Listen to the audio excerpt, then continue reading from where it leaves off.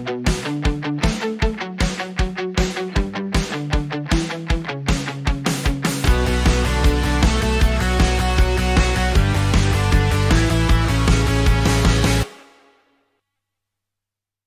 evening, everyone, and welcome Inside the Bubble. I'm Brandon Spratt, joined this week by Pete Wagner, our special guest host. Pete, happy to have you here as we went through the section Odyssey this week, and it was a lot of fun. Odyssey, what a great word choice for you there. Obviously, Matt Harrington's not with us here this weekend as he is visiting his alma mater, watching the Bradley Braves scuffle through the Missouri Valley Conference playoff schedule. So I'll take his seat here for this week, but it has been an odyssey. And, you know, think about the one-goal games and the overtimes and the goaltending and just the level of play that we experienced this past week in the section playoffs.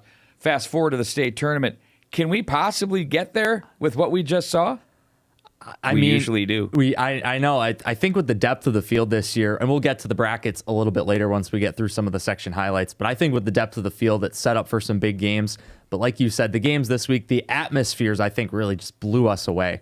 In today's show, we'll obviously be taking a look at some of the select section highlights as well. And then we're going to take it a step further, look at the state brackets. We'll have your hockey finalists, Mr. Hockey finalists. We'll look at the Reed Larson Award finalists as well. And then the Frank Brimsek Award finalists as we get a little bit deeper in. Don't worry, though. We're going to have a full state tournament preview show for you, like we did for the girls, coming up right here on Inside the Bubble. That'll be aired on Tuesday night from the Care 11 Plus streaming apps. Should we go for it right now? Let's do it. I mean, we saw a lot of great hockey this week. It's hard to pick a place to start, but I think that game at Braemar on Thursday night might be a good one to start with. The mother of all games. Yeah. Let's roll them right now. We'll take a look into Minnetonka and the Chanhassen Storm. Look at that. The 1 seed, 2 seed. This one did not disappoint at all.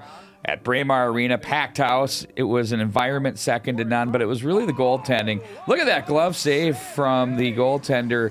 Cam Hendrickson took that one away from Hagen Burrows of the Minnetonka Skippers. He wasn't done. This is going to be another really nice blocker pad save. That's off the UMD recruit John Stout. And Hendrickson is sharp. The lefty was dialed in the goaltending position. He wasn't alone as it was Kaiser Nelson for the Minnetonka Skippers as he took, that redirect and another rebound save stolen away there. That first shot came in from Bosch, and then the second one was from Tyler Smith, inserted right back into the lineup. We'll continue the highlights. Look at that, a glove save and a beauty. That one stolen away there off the stick once again of, was that Curtis? I believe it was Ben Curtis. We'll continue the highlights now into the second period. Now Minnetonka with another look, and there's a nice blocker pad save. Those things came in quick and ferocious, but that was, again, Hendrickson making some terrific saves. Now we'll see him again here on the back door as the Skippers will continue to create the chances. Actually, that was a defensive play there by Curtis where he spun that one with a nice sliding play there. There was every type of play imaginable. That one was a little bit of a knuckleball. Tempers flared, but this was a game of ones. There was one puck that will carry him off the end boards that you'll see coming up shortly. There was another one with 1 goal apiece. One way the Minnetonka Skippers scored. Look at that. That rolled off the stick, and it was tied at 1 after the period. This has all been a part of this hockey game. Watch, here's the goal. It's going to be spun around the boards. Whoops, right out front. And there it is, the game's first goal at 9:29 of the third period. Micah Saxon with his second of the year. Look at this. That was a penalty. Are you serious? Makeup. That was an absolute, we got to make that good. That was a kneeing penalty that I've never seen when 2 players come together. He didn't stick it out. But the Skippers took no time in this one. Back in behind the net, Ashton Schultz. Oh, and there's Luke Gary, the back door, as he's going to go for the skate on the celly, and we're tied at 1, as that was a big response there. Now watch this. Oh, my goodness. The pads were stacked old school by Hendrickson in overtime to make a huge save to keep this one going. You notice how he bounced in the background saying, let's go. Now it's the Skippers in overtime, almost the exact same spot. Krebsbach out front. Lunsky buries, and the Skippers will advance to the state tournament. There go the helmets. There go the gloves. They celly with their fans, and they go on to win 2-1 in overtime. That was 2:12 into the second overtime, and a big win for the Minnetonka Skippers. Let's check in. I've never felt something like that before. It's just crazy. It feels so good. This game was so tight. It was so good. Yeah. Was this one of the best well-played, skilled games you've been a part of? I think that was the best game of hockey I've ever been a part of, for sure. Yeah, that was two good teams going at it, and just lucky to be it. Yeah, everyone's a good hockey player on our team. You know, like, you can put anybody out there and you can trust them, and I think that's what really helps our team. And all the boys are all in and going for the same goal. So. Yeah, I mean, I can date back a long time to watching from a college perspective, and 6 years here kind of reminds me of year one. We had a couple of really high-end games with Edina, where they won it the second year and we won it the first year. But that's a state championship caliber game. I knew it coming in. We knew each other early. I think you saw both teams get a lot better over the course of the year. Both our teams are pretty selfless, up and down. It was clean hockey. The state of hockey deserves to watch those two teams play each other. The Storm outshot the Skippers 34-26. All right, Edina and Wayzata from the cozy confines of the Bloomington Ice Garden only took a minute 19 to get on the board with Matt Vandervoort with the goal. And these two teams played in the section semis in this building a year ago. It took a full 3 periods plus to get a goal. We got an early one on this night, but would it stand up? We talked about goaltending in the Chanhassen game, and goaltending was just as good in this game. Robbie Klarkowski there gets down to his post to make a nice save for Edina. We'll see him coming up in the Brimzik finalist discussion. Actually, we'll see both of these goaltenders. Now we pick it up third. First minute of the third period. What a move by K.D. St. Hubert. Gets himself to the front of the net, but Klarkowski strong again. Now it's Ingeman's turn with a big blocker save as we remain in a 1-1 hockey game. Watch this here on the follow. Klarkowski makes a nice save. He's very good positionally, but he can also make those off-balance saves as well. Now a great look for the Hornets again, and another blocker save by Ingeman on John Halverson. We're coming down the stretch here. Final 3 minutes. Trojans think they tie the game, but no, it was batted in with the glove by Jibber Cool. Referee was emphatically pointing to wave that one off. And as we noted during the call, Wayzata didn't seem to protest a whole lot either, so fair enough. Hornets hit the empty net here with Ryan Flaherty, who puts up the X to the student section. Hornets lead it by 2, but Wayzata not going away. They get a goal from Reese Wallen with 30 seconds to go to set up a big finish. However, that is how this one would end. Edina 2-1, and there's the dog No pile. yard sale. They know what they're doing. That's a good point. I didn't. Only team in the state that said we've been there, done that. I didn't notice that when we were there that night, but what a win there for Edina. Let's hear from Matt Vandervoort and others. Yeah, so did I. To be honest, I didn't know it went in at first. Then I looked and I saw it in the back of the net. Yeah, it's an unreal atmosphere. We knew we were going up against a really good team, and yeah, it was a hard game all night. And we really had to battle through it. Yeah, I mean, these guys handed it to us about 2 weeks ago. I'm not gonna let them do it again, So he came in, just trying to do the best I can and save as many bucks as possible.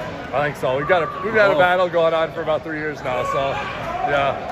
Senior year, you're able to do it again and get here, and just can you describe it? How this one feels being your last chance. This one's great. I mean, it feels really good, but we got 3 more games to finish, and that's our one goal. So that's all we got to do. Congratulations. Thank you very much.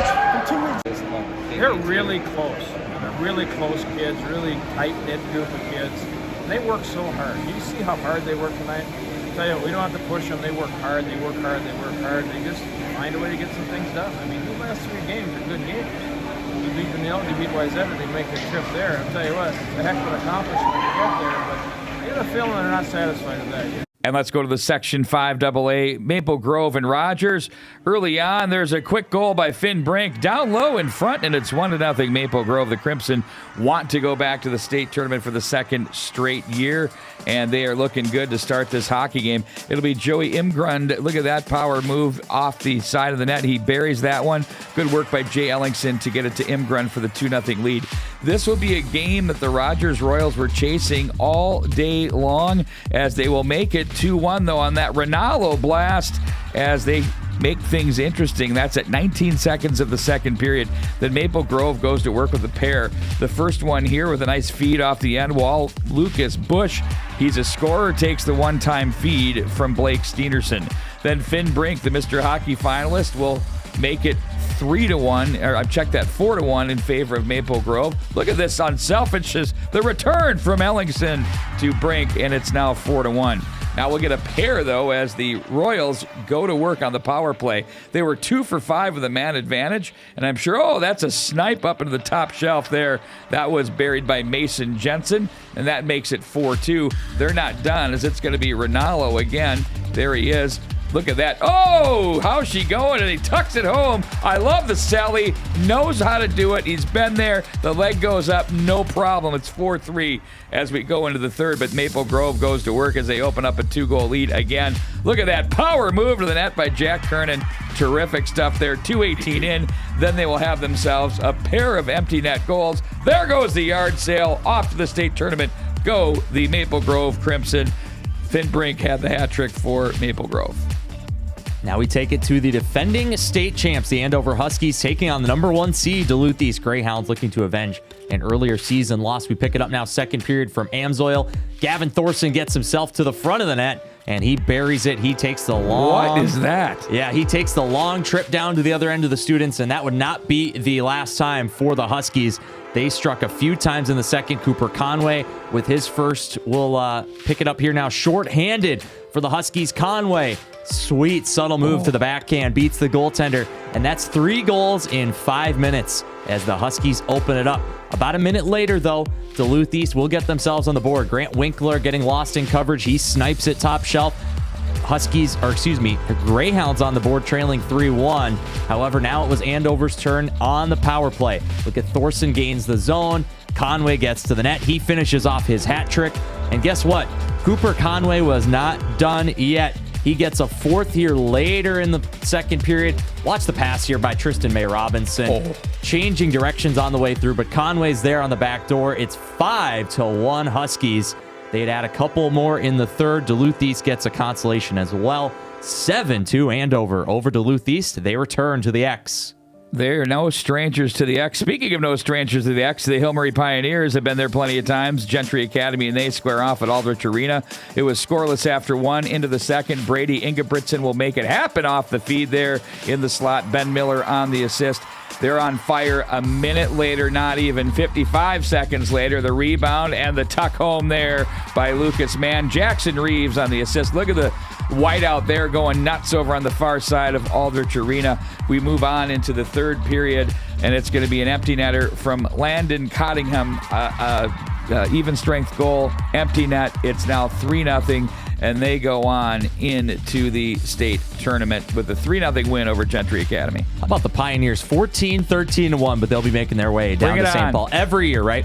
This was Orono Delano 2A final on Friday night. And the opening goal comes in here from Brody Finnegan. Win a face-off, score a goal. It was the theme of these section playoffs. For a team like Delano especially, but Orono gets it done there against their rivals. Now good forecheck here. Joey Greenangle shot. I think that actually hit the flying stick from the Tiger defender there. Just a little bit of an odd goal, but they all count the same. And Orono goes up 2-0.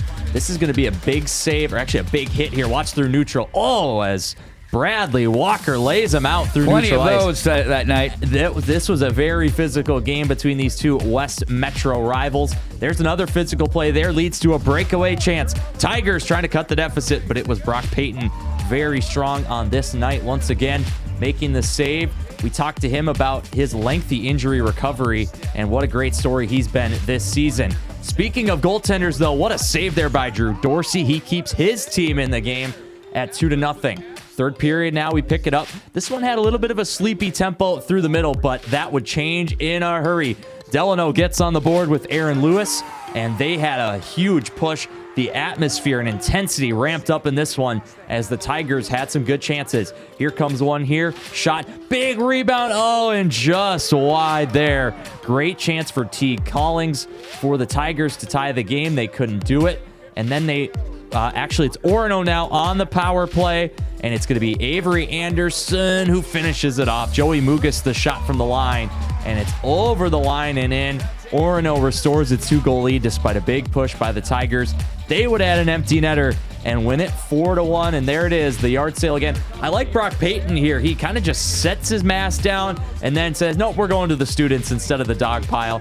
Great electric atmosphere at St. Louis Park. We're going to hear from a few of the key characters in just a moment. From a player, you've experienced it, to a coach. Can you compare the differences? It's better as a coach because you get to see all the hard work that these guys put in every day. As a player, you don't even realize what's going on, you know what I mean? But as a coach, you sit back every day and you see all the hard work that these guys are putting in. It's pretty rewarding. I mean, job's not finished. I mean, we won our section, obviously that's great, but we got a big game on Wednesday. We'll find out who we play, so we gotta have a good week of practice and go from there. What do you think of these guys? These are my brothers. I've been playing with all these kids since I was either 4 or 5. So we have great team chemistry. Well, we just love to compete. Great group of guys. Yeah, you know, for me, it's just all about having fun. I just try to stay loose, keep the legs moving, and just not getting tense when the puck's in close quarters like that. Yeah, it's amazing to get back on ice. The whole summer, all fall, I spent working, going to PT, trying to get back on ice, and it's all paying off. So it's amazing. It's good. Here we go into Section 7A action. It's the Wolverines of Rockridge and the Hermantown Hawks from Amsoil Arena. And there was 0-0 after one. This was a game as that puck is put in off the side of the net there. Aaron Evian scores. Samuel Swenson on the feed from the end line, and it's 1-0 Hawks. They will go in again, 16:48, 12 seconds left of the period on the breakaway. A nifty move to the forehand by Dallas View, and it's now 2-0 Hermantown. We'll move it on now into the third period as Rockridge is not going to go away. Look at that little toe pull in the berry by Dylan Headley to make it 2-1. This thing was interesting all the way down to the end, and it took this goal at 16:50 from River Freeman. That's an empty netter. He'll just take it off the end boards, punch it home, and they punch their ticket to the state tournament. Do the Hermantown Hawks, a regular at the state tournament. Rockridge almost finished them there. They'll be moving to AA, and they'll advance for the 12th time in the last 13 years. That's been quite the job done by the Hermantown Hawks as they get it done in the 7A. Yeah, and we talked about this on our pod this week. It wasn't so straightforward for them this year, though, right? They had Himmick Chisholm in the semifinals. Took them till 15 seconds left in regulation to find a winning goal. Obviously, Rockridge was pesky. That's kind of been a little more of a theme of this Hermantown team. They've piled up the record, right? But maybe not quite as explosive as maybe when they had the Plants the last couple of years. So I think it's going to be interesting once we'll take a look at the Class A bracket in a little bit. Hermantown, I think, they're going to be threats to win, but I also think there's a lot of teams in the field that could give them a game. It's not necessarily automatic for the Hawks when you look at the tournament field. We will take a look at the Class A and AA brackets when we come back right after this.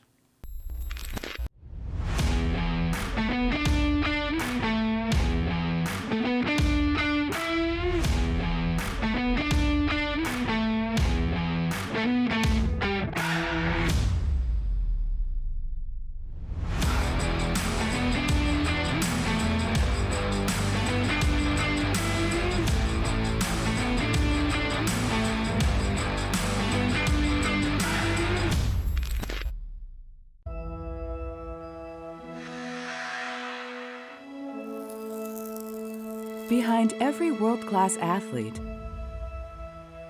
there's a team who takes extra care to support them.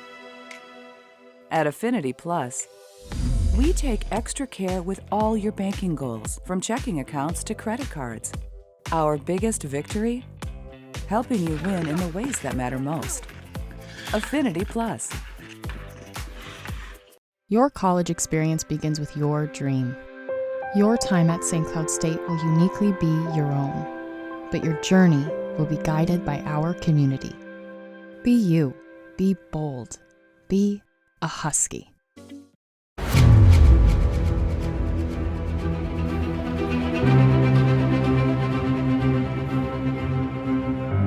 What if there was a place where everything was hockey?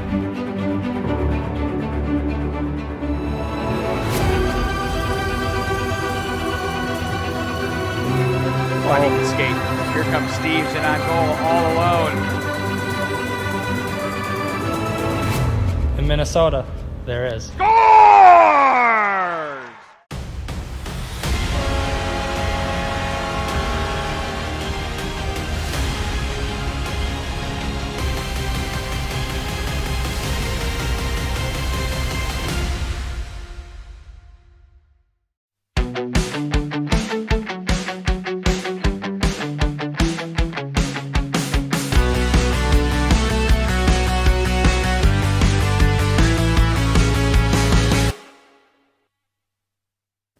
back to Inside the Bubble. As promised, we're going to take a look at the state tournament brackets and get our initial thoughts in just a moment. But first, Pete, I want to talk about the atmosphere here this week. We were at not 4 different buildings. We were at 4 different games, 4 different nights, Tuesday through Friday.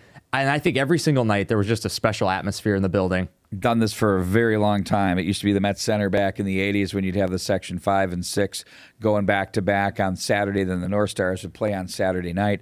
And then it moved over to Mariucci Arena, the cavernous Mariucci Arena with the very large sheet. And I think there have been a lot of things where coaches and players alike would say, why are we playing on a 200 by 100 foot surface when we could play a regulation size? And yeah, granted, the tickets might not be as available, but I'll tell you what, even in Mariucci, even in the Met Center, the tightness of that and the energy was measurable. It was really good. Incredible experience for all. It was an honor to be a part of those games, to be calling them, and hopefully the people that experienced it felt the same way. Yeah, I would agree. And the one that I mentioned this to you, the one that stood out to me was actually that 2A semifinal night where they played Orono, Minneapolis back-to-back with Delano, Waconia, and they go with the tight schedule, right? The number of people in the building when sort of in between those 2 games, it was unbelievable. I didn't realize what I was walking into, to be quite candid, and the energy that night for the 2A semis was great. And then obviously the finals are all phenomenal as well. Well, there are almost 5,000 people crossing like ships in the night. Right. You know, no room to move. It was pretty cool, though. It was. And we know that Chick-fil-A sold a ton of sandwiches. Yeah. Like a ton. It was classic. So a really great experience, and I hope that the sections will take that, because really who's this for? It's for the kids and the players and the families. The rest of us can figure it out, but it's a great experience. Let's now take a look at what all these teams did as we dip into the Class A brackets. And we have the seedings that have come through. Obviously, Warroad gets the number 1 seed. Not so obviously, Hermantown gets the 2. Were you surprised by that? No, I wasn't. I think they beat Orono. Head to head. Yeah, they beat Orono and Matamidi. Of course, if that Hockey Day game goes a different direction, would have been interesting to see. But either way, they were probably going to be 2-3. Orono and Northfield, I think, is about as close to a coin flip quarterfinal as you can get. I'm really looking forward to that. They actually have the same record, both really good goaltenders. I think that's going to be an awesome matchup. Cathedral is a really young team. Obviously, they get the unenviable task of going against the Warriors, but I think, their coach has been there several times. He's actually, when he was at Laverne, they had a first-round matchup, Coach Brown, right, with Hermantown. So that's an experienced coaching staff that's won a state title. Warroad is the 1 seed looking for their first title since 2005, the Oshie year. Can you believe that? I can't, honestly. The one thing that stands out to me on this whole bracket is, you go back to the goaltenders at Orono Northfield, and it was alluded to. We asked Brock Payton about what it was like to rehab. First, he tore a meniscus, and then he had an MCL or something back to back, and he was rehabbing for a year, got back, and now he gets to go to the X. So there's always, as John Millay says, there's a story in every locker room. There's 20 of them. If there's football, there's 50 or 60. That's an incredible story to follow with him there. The Warroad Warriors and Hermantown Hawks could be on a collision course. However, the Matamidi Zephyrs are going to have something to say about that. And that 4-5 seed, those 2 teams play a tough schedule. I'll be curious to see how they come through, whoever that is, should Warroad get past St. Cloud Cathedral. I think really that is a very good-looking playoff bracket. Don't forget, games start on Wednesday for the Class A. Let's move on now to the boys' state tournament bracket for the Class AA. There it is, the number 1 seed Minnetonka Skippers. Maple Grove gets the 2. Edina in at number 3, Andover 4, and Lakeville South 5. I don't think that's arguable. I think we all would agree with how the coaches came about seeding these teams up. But when you look at this field, you've got the classic powers and a lot of teams, 7 of the 8 returning from last year. Yeah, well, you're right on the seeding, because we were going back and forth on our text chain with it, right? Who got that right? I think there were 3 or 4 of us. We both got it right. It's kind of head-to-head. Noted. Go down. What's interesting here, Minnetonka, now assuming the top 4 seeds win, which is far from a given, I think these are all great games. This would actually set up matchups from weekend 1 of the regular season, right? We got to see Minnetonka and Andover play back on Thanksgiving weekend. Maple Grove's win over Edina at the Turkey Trot is what got them the number 2 seed, to be honest. So, but you said it, 7 of 8 return, and of course, the one that doesn't is your number 1 seed. So it's some familiar faces. Bill Lechner, let's not put anything past them and the Pioneers. They're going to give Minnetonka their absolute best. And speaking of goaltenders, Jack Erickson, little preview, he's not a Brimsic finalist, but I think he's every bit as talented as some of the top goalies in the state. He's completely earned the right for that Brimsic finalist discussion, even though you only can have 3. Right. But you do have Robbie Klarkowski in on this one. The Jolly Green Giant. Man, is he a big boy. But the Hornets were 0-3 to start the season. That loss to Maple Grove, that was without Jackson Nevers. After that, they've been absolutely near flawless the rest of the way. That should be interesting should they get past Moorhead, but Moorhead is a very, very good team. The big lights of the XL Energy Center do not scare them, and I think they're going to be a problem in Game 1. I also believe that Cretin-Durham Hall, having been there last year, will be a little more experienced this year and are not going to be a walkover for Maple Grove. Very well coached, both teams. And then with Minnetonka and Hill Murray, just the level of overall talent on that Skipper team, I think they have proven to be probably the best among a group of a lot of good teams. Any one of these 8 teams, if they can win 3 in a row, they have the potential to. This is a very good field, and there's another 8 that aren't here that could say the same thing. The difference between this year's Class 2A field and the fields that we've been experiencing in years past. Yeah, I would agree with that. And without giving too much away for our state tournament preview show, I think whoever comes out of the bottom part of the bracket is going to win this, whether that's Minnetonka or Andover. I love how the Huskies are playing. That top line, even for Minnetonka, is going to be absolutely tough to slow down. They're the defending champs. They've been there, done that. They know what it feels like. They don't want it taken away, and they're playing that way. So that's going to be interesting. Now we have some awards that are going to be awarded the Sunday after the state final, and we'll check that out right now. Let's go to the Mr. Hockey. There's 10 finalists, and this is a deep and talented group. Obviously, you start with what many think are the front runner, Brandon. That would be Jason Shagaby of the War Road Warriors. He could do something for this team for the first time since 2005. Yeah, it's hard to believe that the Warriors have not won a Class A title in that long. That, of course, the TJ Oshie year. Shagaby broke TJ Oshie's record for career points for the Warriors earlier this year. And I would say he probably is the favorite University of Minnesota Duluth commit. Hot on the heels, you got the Husky duo of Thorson and Conway, who, of course, have that state title that they won a year ago. Gavin Thorson has 90 points this year. Cooper Conway with 47 goals. Just an incredible season for those two. You also have Jake Fisher, the heart and soul of that Cretin program, getting to back-to-back state tournaments under Matt Funk.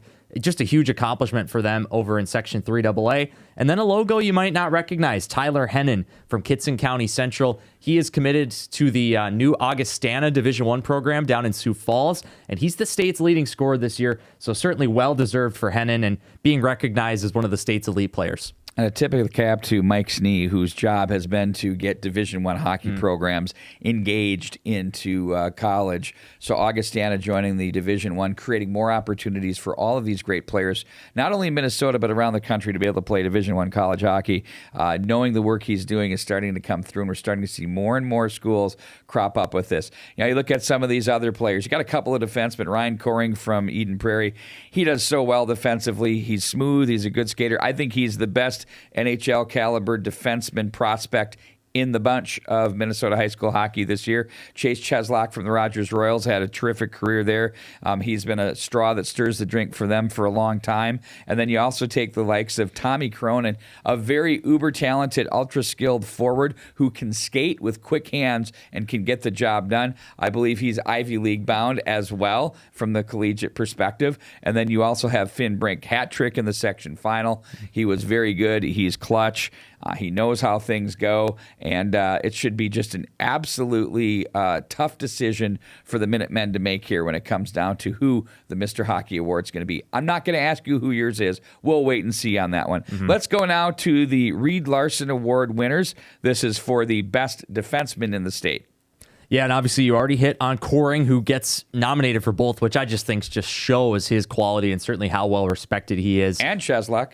Yeah, and Cheslock as well, the St. Thomas commit to that Division I program. I like the Class A group in there too. Eric Comstock, George Peterson, War Road, and Hermantown. And then the Detroit Lakers get Jacob Thomas. Detroit Lakes Lakers, get Jacob Thomas in there. I compared Eric Comstock's style of play to Jared Spurgeon, which just speaks to his game. Such a smart hockey player, can dish the puck, and really, really good with his stick. And then obviously we have a really good group of AA players in there too. Obviously, Jack Bartfield would fall right into that Comstock category. Moves the puck very well. Very important on the power play and the special teams for the Academy of Holy Angel Stars. And, of course, don't forget about Charlie Sandvin from Edina. He is an absolute stay-at-home defenseman. Blocks shots with the best of them. Breaks up plays. First pass is good. Jumps up. Can get into the offensive flow. He looks like a terrific next-level player. Liam Hupka is the leader's leader. As Coach Goldsworthy has said, one of the best he's ever had in his career as a coach at Minnetonka. And Tristan May Robinson, well-rounded player, great student, great athlete, good puck mover, and a leader for his team. Jake Toll from the Rosemont Irish, of course, with Ricky Sainty Jr.'s team, a really good, strong player on the back line for him, and it was his play that allowed them the opportunity to move along through the section playoffs as well. Yeah, Jake Toll is a player I saw in the Elite League, too. Just a really, really impressive player.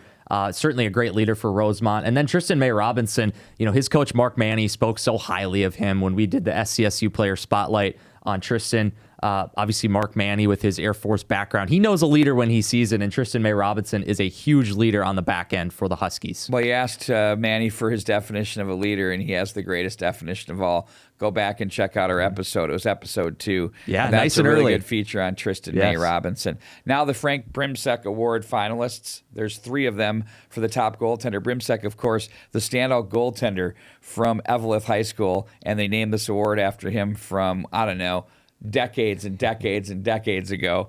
Nonetheless, Robbie Klarkowski, Will Ingeman, and Hampton Slukinski are the 3. All 3 are deserving to win it. It's a tough decision to make. And, when you get down to who's what and how, you get into playing styles, you get into schedule, and you get into do they win? I think that matters. Well, they all win for sure. And right. This is such a tough class. Really is kind of splitting hairs. Slukinski's going to have the overall wins, of course, as the Warriors have not lost so far this year. I thought that I called it a pitcher's duel on the air, but between Ingeman and Klarkowski in that 6A final the other night was unbelievable, with Klarkowski getting just the slightest of edges. Of course, I like to call him the Jolly Green Giant. Hampton Slukinski, known as Hammer. I don't know if Will Ingeman has a nickname. Maybe we'll have to come up with one for him. We'll have to ask. Yeah. It's a tough decision either way. I can't wait to see who wins that because I don't know who I'd pick. Me either. Fair enough. It is. And you mentioned there's a couple programs. I think Warroad might be the only program that has one up for all 3. A clean sweep. Who knows? Triple crown. Look out. It could be the Warroad Warriors with all 3. Wouldn't that be something? You win a state title possibly. I was going to say. You get Mr. Hockey. Yeah. You've got the Reed Larson Award winner and the Brimsek Award winner. That would probably be a first and last. I don't know if you'd ever see that again. No, probably not. But I think if you asked all 3 of those kids, they'd absolutely trade it for the state title. Ooh, look at that. Yeah. And before we go, don't forget to subscribe to our Overtime podcast. You can find it on Spotify or Apple Podcasts or any other of your podcast locations. It's on 11 different podcast streaming platforms. And we have also our social media for you to follow on Twitter, Facebook, Instagram. And don't forget about our YouTube channel. We always have fun nuggets on there too as well, Brandon. We sure do, and we're going to have some state tournament stuff coming up here. Obviously, the high school season wraps up, then we get youth state tournaments the week after that, so we're still going to be busy here for a good couple weeks putting out some good content. Look for our state tournament preview show that will be coming out on Tuesday night on these very same platforms. We're really looking forward to that one. Absolutely we are, and don't forget we'll have HP stuff for you too, so if you want hockey, we'll have it for you at the mnhockey.tv. It never stops, does it? No, it doesn't. All right. Well, we're going to bid you adieu for tonight. We have producer Glenn Gray, our executive producer, and my co-host tonight, Pete Wagner. Matt Harrington on assignment, shall we say. He'll be back with me for the state tournament preview show. I'm Brandon Spratt. So long, everyone.